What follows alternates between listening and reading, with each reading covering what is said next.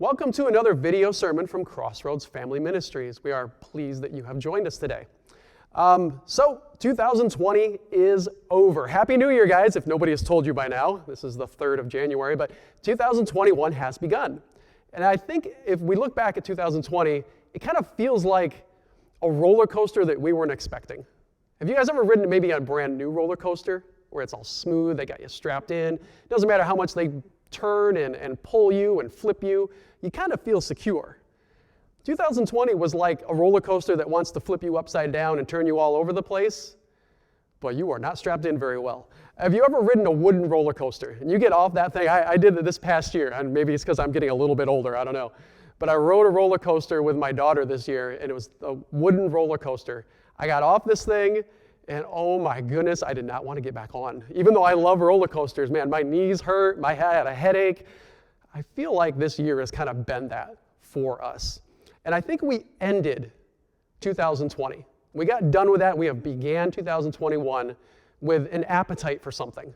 Now, a lot of us feel like we've gone through this year and yeah, I got an appetite. You know, we've all been locked in our homes and kind of like, oh man, I just can't wait to eat whatever snack is at night and kind of feel a little better about how this year has gone. But I think we have had an appetite now coming into this year for something better. I think we want better. I know I do.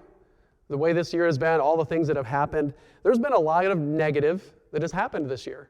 There's, the virus, nobody thought the virus was going to lock us down for as long as it did. And the response and the way things were, people getting sick.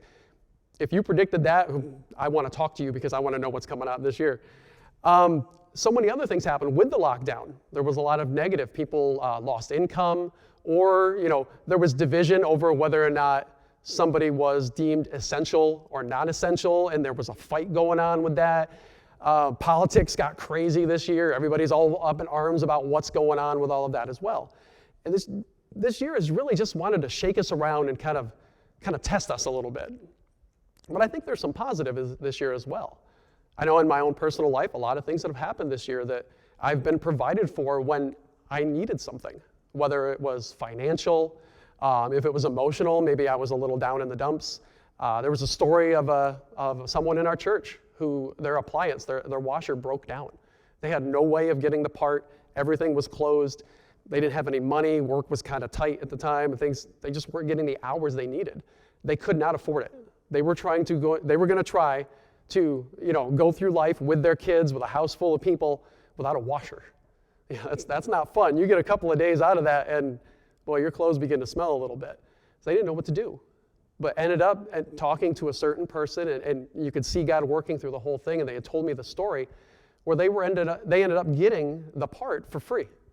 It was just given to them. They did not expect it. They didn't know it was even coming, and it was just a major blessing. And I will challenge you guys, if there's stories you have of those things this year that you haven't told anybody, put it in the comments of this video, of the link on our Facebook page, whatever it might be, share it with somebody.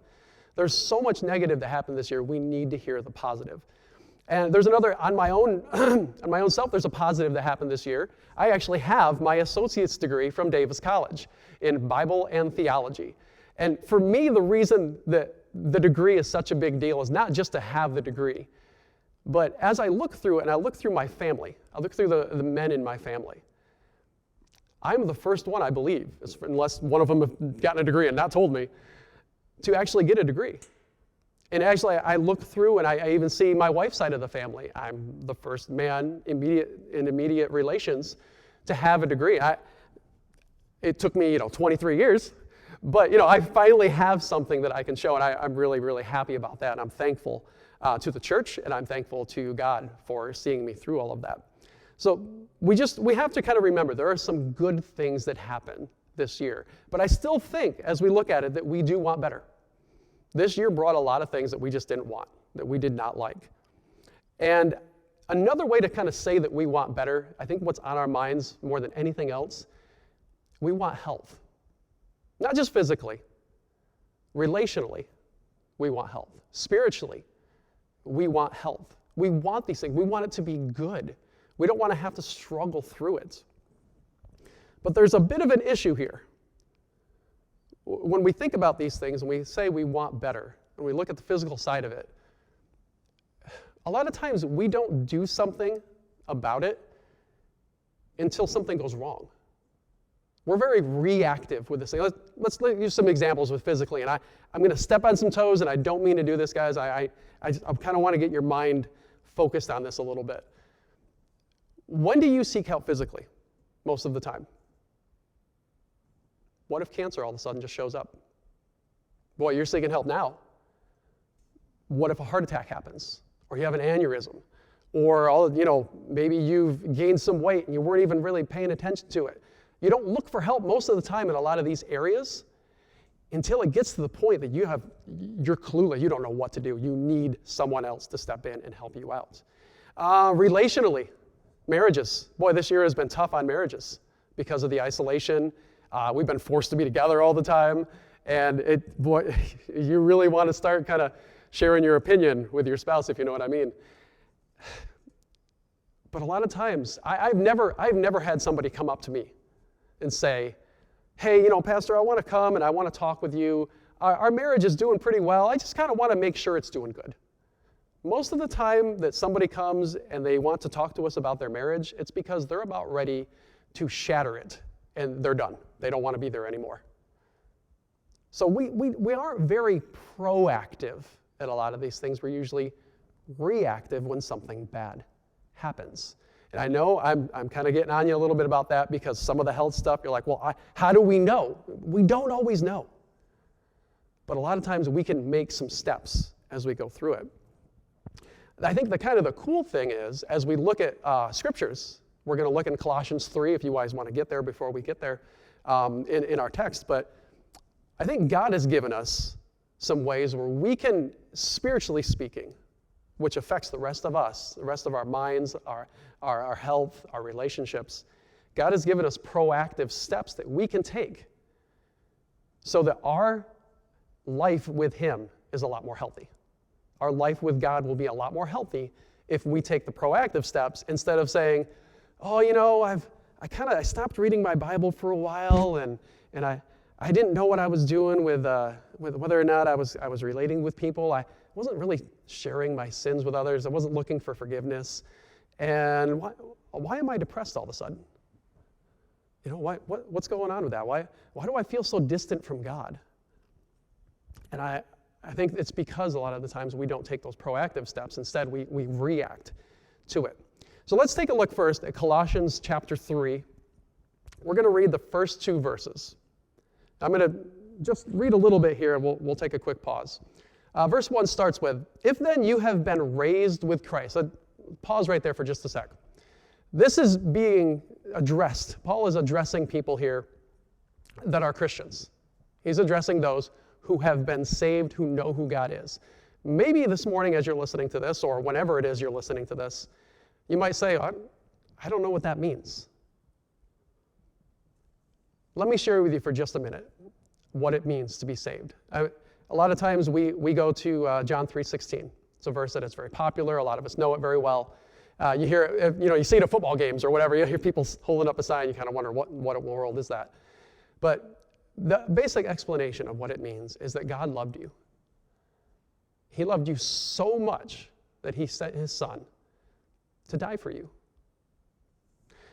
And when He died for you, what He really means is He took your sin on Himself and He exchanged it with His perfection and wanted to offer that to you. And as the verse goes on, it says, if you just believe, He will adopt you into His family. He will take you in. If you really, really want that this morning, if you really want that as you're listening to this video sermon, it's theirs for you to take. You just need to ask. It's a free gift. If you don't know exactly kind of what to think about this, come talk to us. If you've made that decision and you haven't told anybody, please tell us. We would love to celebrate with you. That's an awesome, awesome thing. But as we get back into our text here, where Paul is saying, if you have been raised then with Christ, so if you are a part of the family of God, seek the things that are above, where Christ is, seated at the right hand of God. Set your mind on things that are above, not on things that are on earth. Let me take just a sidestep of this real quick. Verse 2 is taken out of context quite a bit. Because in verse 2 it says, at the end, not on things that are on earth. There's been a philosophy, a mindset that's been around for a very long time called Gnosticism, where they basically have said material things are evil, so don't have material things, which it doesn't really make a whole lot of sense, but that's the way that their mindset has gone. Some of you out there may have that mindset. You might think certain things in the world, just because of what they are evil. This stand is not evil. It's not good either. It's amoral. It's just here. Whether this stand was used as a pulpit, as something that we can preach with and we can use on our stage, or if this was the place that somebody that was doing a logbook for a porn industry you used to keep their books, it doesn't make this evil. It's just material. So this is a quick sidestep. I just want to make sure we're not getting into that too much. But what is he really saying here in these verses? There's two words that I want us to kind of look at. Number one is seek.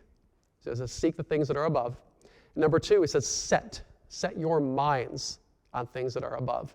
When he's talking about all of this kind of stuff, he's talking about a moral decision, not a material decision. He wants us to set our direction in a righteous way, not in a way where we're going to be chasing after our own things. And it takes some discipline. I don't like discipline. I don't know about you guys. I don't like discipline. I'd rather just kind of wing it and just kind of go with the day and not plan things out very well. My strength is not there. But when God is talking to us about if you are a part of his family, this really what it's saying is our perspective is huge. How we look at it. God is trying to get us to turn to him and say, all right, God, I need to look at you first. I need to stop looking at all the craziness that's happening around me, and I need to look at you. And he continues on. We're going to skip a few verses here, but he continues on in Colossians that, as a second point we have here, Colossians 3:5. He's talking about the way that we need to act, or the way that we need to do things as Christians. So Colossians 3:5 says, put to death, therefore, what is earthly in you, sexual immorality, impurity, passion, evil desire, and covetousness, which is idolatry. And let's break that down just a little bit here. I want to take a step back and address a little bit of what this past year was, also a problem that we have had in our society that has been growing for forever, since we were struggling with sin. But it's something that I believe that we need to bring up. When he kind of lumps the first few together, sexual immorality, impurity, there's evil passions, evil desires, those can go a little bit other directions as well. But what I really want us to kind of focus on a little bit here is pornography. Now you might say, oh man, he's talking about that again, that's an uncomfortable subject. I know some of you in this church, some of you listening to this, are dealing with this. I know you are. You haven't told me. Nobody has told me. I have no camera on you. I don't know what you're doing all the time. But the way the statistics line up, there is no way you're not. Even if we had 5 people in the room, there was probably somebody who's struggling with it. Let me give you some statistics from 2018. In 2018, roughly 28,000 people were watching pornography every second. Every second. This is in America, by the way. This is not the world. This is just in America. On average, during that year, $3,000 per second were spent into the porn industry for somebody looking for that high, looking for the satisfaction from that. 40 million Americans were counted as regular visitors to porn websites. Those are just the regular visitors. Those aren't the people that are just looking every once in a while. And let me talk real quick as a parent. If you have young ones, don't think they're immune to this. This year, we've been locked down, so there's been a lot of in-home schooling. Some of you may have to still go to work. It's kind of a difficult thing. You still had your work schedule, but now the kid's home. I felt that. Our kids were home a lot. They were trying to figure out, okay, how do we do this virtual schooling and all these different things that were happening. If they're home by themselves and they have full access to the internet, I would question what they're getting into. Make sure what they have and what they have access to and what they don't have access to. A lot of us also have been locked down. Maybe your husband or your wife goes off to work all day and you're the one at home. Because this problem is dramatically affecting the guys, but it's not just affecting the men. This is affecting women as well. And I know it's out there just because of the way that the statistics have kind of leaned a little bit.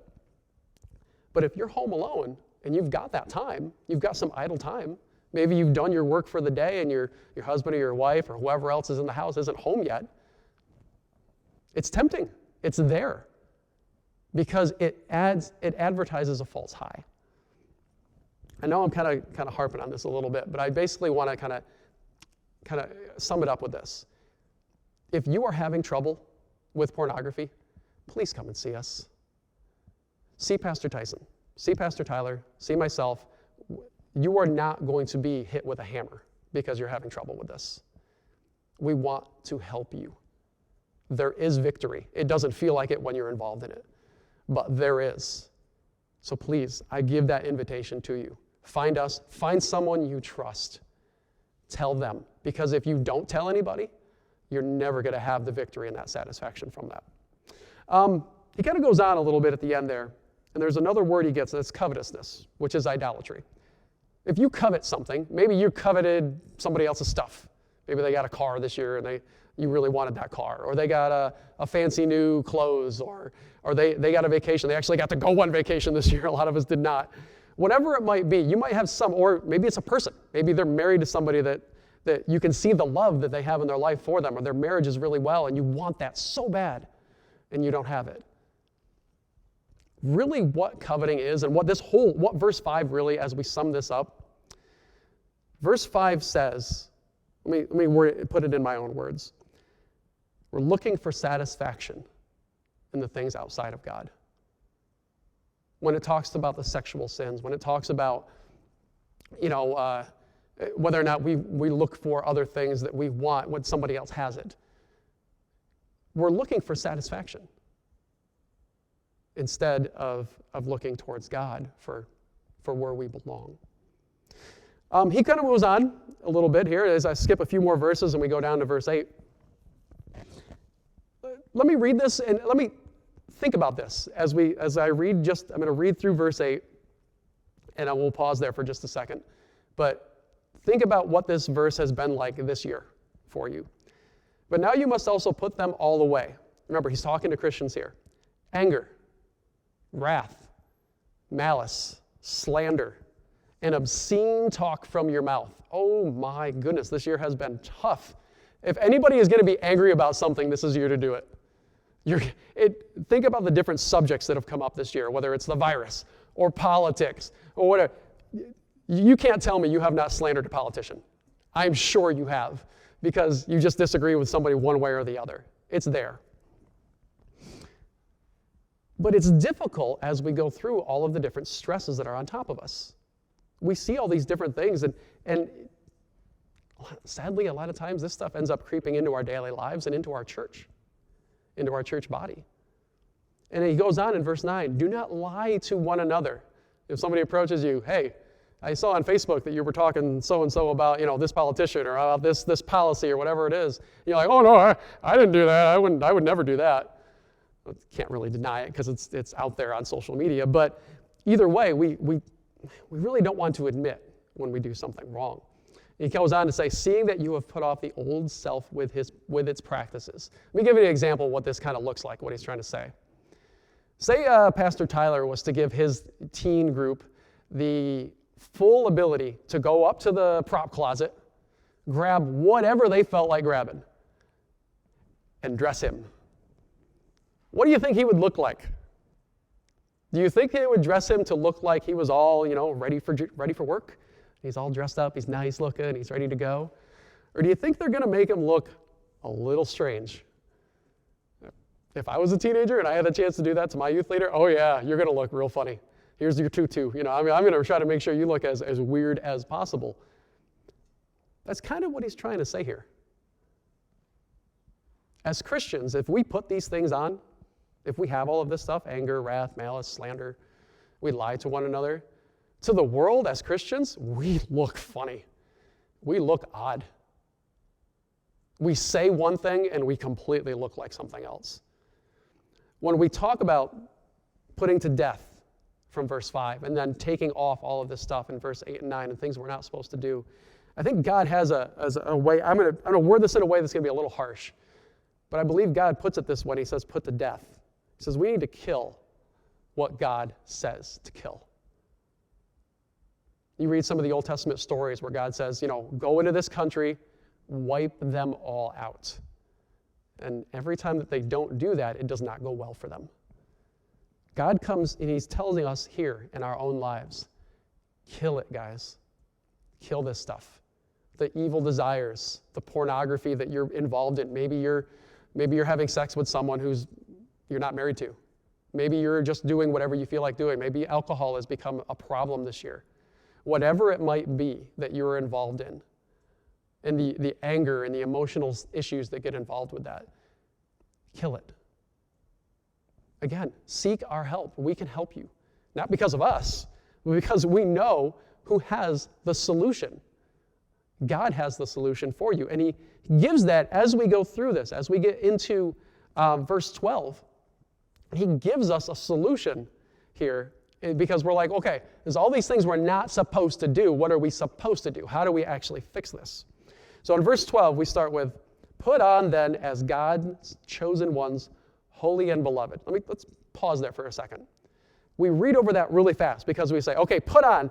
Where's my to-do list? What do I do? What do I do? What do I do? We all want a to-do list because it gets our mind on paper or gets our mind on a screen. We're like, okay, I can check it off because I did it. But before we get to the to-do list, he kind of gives us a little bit of extra before we get there. As God's chosen ones, you're wanted. God chose you. You are in his family for a reason. It's not just an accident. It didn't just randomly, God didn't, just whatever, yeah, that one, I guess. Yeah, okay, you too. No, he didn't do that. God's a God of order. He knows what he likes. He knows what he wants to do. And then the next two little words here, holy, beloved. We as Christians, as part of God's family, we are holy, as in we are set apart. We're different. If you try to do things the way that God says, you're going to notice that very quickly. We are different from the world, from the people around us. And that's okay. That's good. God is telling us you are set aside for a purpose. And, beloved, you are loved. You are not just loved a little bit. You are dearly loved. God chases after you. He loves you. He, again, as we said earlier, he died on the cross for you. Don't think, God so loved the world. We kind of make that a little less personal a lot of times. God loved you. God died for you. Even if you were I've heard that said so many times, if you were the only one on the planet, would God have still died for you? I believe so. He loves us that much. But instead, we kind of, a lot of times we just shove it off to the side. We don't think about this. We're like, okay, where's my to-do list? I need to make sure I'm right with God by my to-do list. No, if you're saved, you're already good with God. Now, our fellowship can get broken, but your relationship with his love for you will never change. I just want us to remember this before we get into our real quick to-do list here. Let me read through these again. Now, we read through a little bit real quick on the anger, the wrath, the slander, the lying, all of that. Let me read through and explain these really quickly about what we are supposed to do. And think about it in your own minds. What would it look like in your families, in your marriages, in your place of employment, if this was a part of your life? Put on then as God's chosen ones, holy and beloved, compassionate hearts, kindness, humility, meekness, and patience, bearing with one another, and if one has a complaint against another, forgiving each other, as the Lord has forgiven you. So you also must forgive. And above all these, put on love, which binds everything together in perfect harmony. Let me go back just a little bit. Compassionate hearts and kindness. Compassionate hearts is our perspective. It's where we start. If your heart is going to be compassionate, you have to have that mindset before you get there. Kindness, that's our action step. That's taking the compassionate hearts and putting it into practice. I like how Paul kind of reads through as he lists these. Humility, again, that's a mindset. You're not better than somebody else. Don't put yourself on a pedestal. My mom used to always say, well, one of our siblings, whatever one she decided to name that day that was doing something, acting like they were the king of the world because they, for whatever reason, we were. just being kids, little dopey little kids that are just messing with our mom. I am one of 6, so it was always fun to kind of mess with our mom whenever, especially if she was on the phone. Yeah, it was a lot of fun. But if we were acting like the world was all about us, she would be like, well, so-and-so's on their high horse today. As Christians, we really shouldn't be on our high horse. We shouldn't be nosing, looking down at other people. We should be humble. And in that humility, being humble, the meekness shows up. Now, meekness rhymes with weakness. We all kind of like, especially as men, we're like, I don't want to be the meek one. Well, meekness really has nothing to do with weakness. It has to do with strength. Meekness is strength under control. So you have that mindset of humility. You know where you're supposed to go. You know how you're supposed to be with other people and how to relate with them. And you do it with a lot of strength, regardless of what's going on around you. And then patience. Boy, I think our patience was tested this year. Do you? Mine was. My patience have been tested more times than I care to count. But when we look at that, and we look at the verse as it keeps on going there in verse 13, bearing with one another, that's a good perspective to have. And it's hard to do, but I know that as a church, whether we meet in person or you've been doing this from home, whatever it might be, you've been tested this year. We need to make sure that we can bear with one another, okay, we don't always have to like one another, all right? If we get the size of the church that we have, there are personalities that are going to clash. There are people you are not going to get along with. There's going to be the rednecks over here, and then whoever else over there, and the people that just, they don't just get along all the time. But we are called to love one another. We're called, as it goes on here, to forgive one another. Because we're not always going to get along, we have to forgive. And that forgiveness is so essential because it's freeing. When we talk about the sexual issues that we may have, or the coveting, or the anger, those are chains. Those lock us up. You feel like, especially if you're involved with pornography, you feel stuck. How do I ever beat this? I can't. You can't, but God can. With forgiveness and with healing and with the love that binds it all together, as he says at the end. That's the glue. That's what makes all of this work. It's freeing.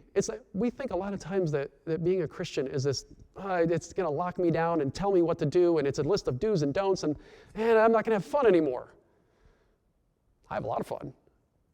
I enjoy talking to my kids about all this kind of stuff. I enjoy just laughing with friends and making sure that we're having a great time, but doing it within the context of what God says. It's a freeing thing. There's no guilt there. There's no shame. So 2020 has been a year that I guarantee you, in general, we don't want back. My question to you is, what are we going to do about it? If you think that because 2021 and the calendar flipped and we're okay, good, we're in a new year. I'm glad 2020 is over. Put it in the trash in general.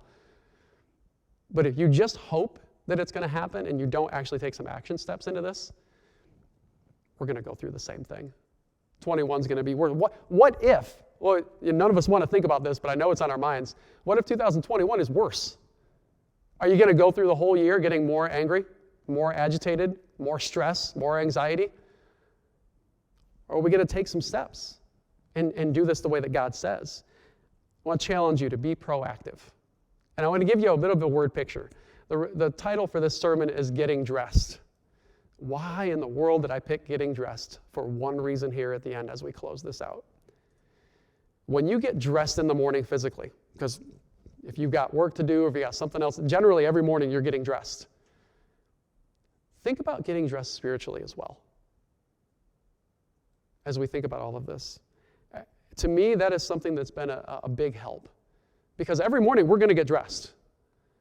But do we consider whether or not we're getting dressed in the way that God would have us? Are we proactive? Or do we go through our day just reacting to everything that happens to us? So that's my challenge to you today. You will not regret it if you actually decide, take Colossians 3, 12 through 14, read it. Every morning, take the next week, read it every day. I guarantee you by the time you are done with the week, and then maybe on, and there's plenty of other passages you could read. But here he at least is giving us something that is going to allow us to take these steps in a way that is going to help you. to live your life the way that God would want you to live. Let's pray. Lord, I thank you so much for your word. I thank you for allowing me to try to deliver this message today. I thank you for the way that you guide us, the forgiveness that you give us, even if we don't deserve it. And I pray for everyone here as we step into the new year, give us the strength we need to be proactive and to chase after the things that you have for us and not just the things of the world. And I pray all this in Jesus' name. Amen.